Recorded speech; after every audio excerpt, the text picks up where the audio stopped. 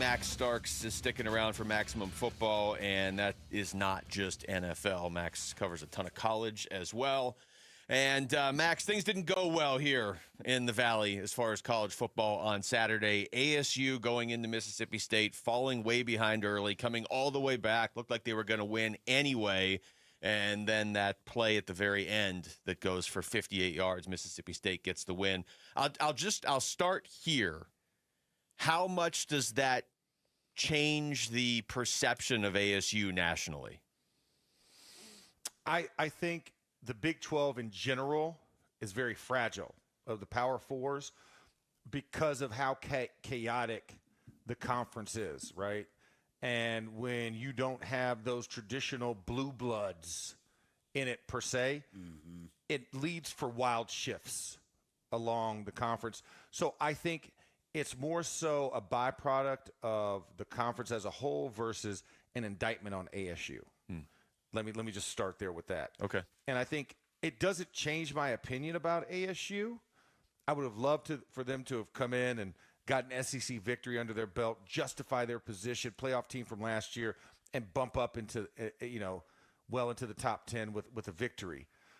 But I still don't think that the playoff is out of reach for them because they lost one game to Mississippi State.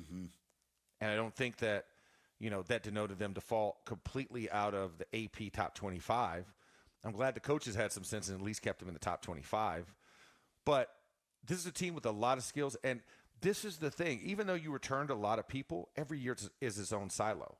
So when you're grading in retrospect, that's why I hate preseason polls. I don't know if I've ever said that to you guys, maybe a million times. I think you have it tattooed on your arm. Yeah, exactly. I hate preseason polls. But this is why I don't like preseason polls, because it puts an undue expectation on a team when you haven't proven anything yet for this year. I mean, the fact that, you have that type of loss and they tumble out of top 25 in one area and still at the end of 24 in another, but yet Texas looked inept week 1 and they still stayed in the top 10. You know what I'm saying? So, but it's also, like I said, conference bias. You look at the SEC, you look at the Big Ten, and it's like, well, they can't be that bad. I mean, look at their conference. And I think the Big 12, along with the ACC, are both very fragile compared to the other two. And that's why you get these kind of titanic shifts. But at the end of the day, you have to remember, in the Big 12, that's not a conference loss. So at the end of the day, when you're competing for conference dominance and getting to be one of the top two, ASU is still squarely in the competition. So I'm not overreacting to it. I still think it's a very talented team. Sam Levitt is a really good quarterback. Jordan Tyson is a really good receiver. They still got some really good weapons out there. And it's just they got to figure out who they are and put everything together. Right. It's the gumbo pot of college football, baby. You just got to let it settle and let it all meld together, and then it's delicious. Put a little rice on it. Anyways, off of the food subject. It's midday. I'm hungry. Yeah, you don't have anything, do you? I mean, you got some gumbo. I'm sitting there. I'm like, what can I make in the kitchen after this? Okay, so through 2 games, Max, through 2 games right now, what you've seen of the Sun Devils, what do you think they got to fix going forward? Well, I think it's consistency across the front. The offensive line has to make a decision to be consistently good. And it comes with marrying the run game to allow for more opportunities in the pass game, and the play action has to develop. When you can't effectively run the ball consistently, that's going to lead you into some issues. And I know Cam Scattaboo is no longer here.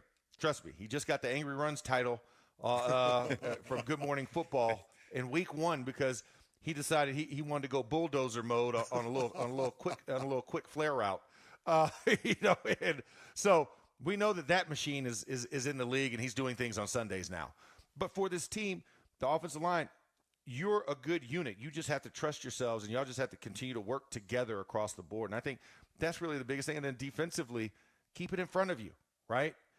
I get the aggression, and you want to be able to blitz, and you want to put pressure on the quarterback. But sometimes it's just as easy as just keep it in front of you and just figure out that you don't have to be as attacking, as pressing. Know when to pick and choose your points. But I think this is a very good team that's going to do very well in the Big 12 conference once they get into conference play. It's just you're still figuring out what you can and can't get away with.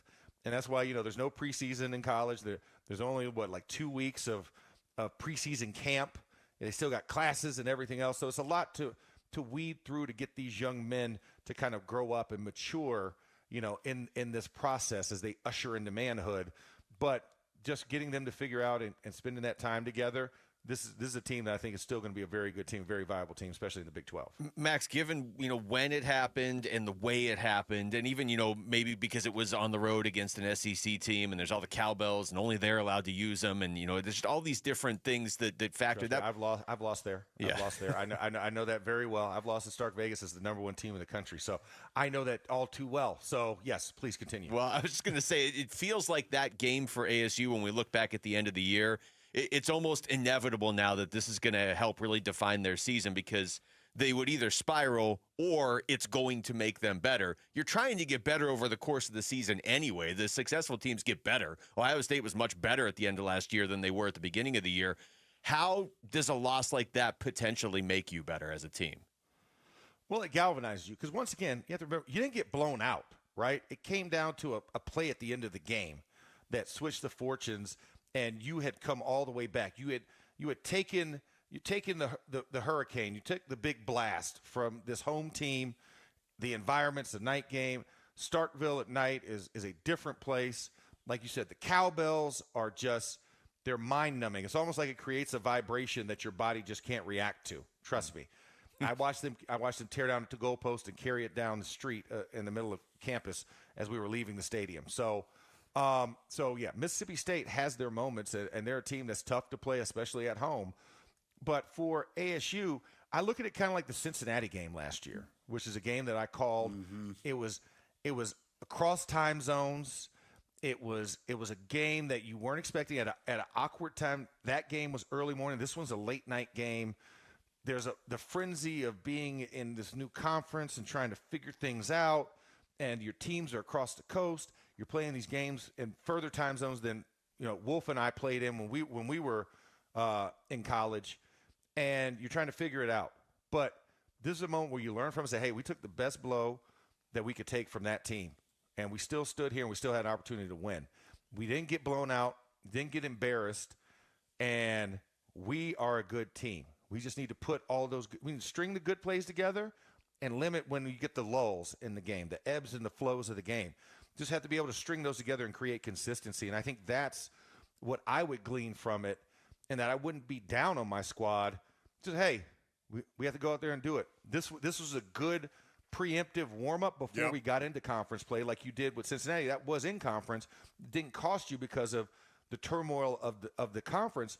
But this gives you a shot to say, hey, we could be better when we get into conference play. When we get into those Utah games and those other games later in the year, yes, we will be able to overcome it. Texas Tech is coming up. I mean, you're going to have a little gauntlet there with Utah, Texas Tech, and then Iowa State 2 weeks after. You're going to get your shot at knocking down the teams that are in front of you, quote unquote. And I don't really think they're that far in front of you. They just happen to be in the rankings right now.